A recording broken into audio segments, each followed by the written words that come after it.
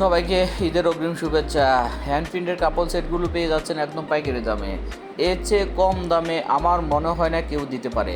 Challenging price.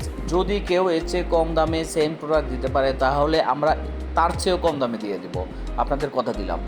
এগুলো হচ্ছে hand প্রিন্টের কাপড় সেট, হাফ সিল্কের শাড়ির উপরে রং তুলির কাজ করা, আর পাঞ্জাবির কাপড়টা হচ্ছে দুপিয়ান অর্থাৎ কটন মিক্স।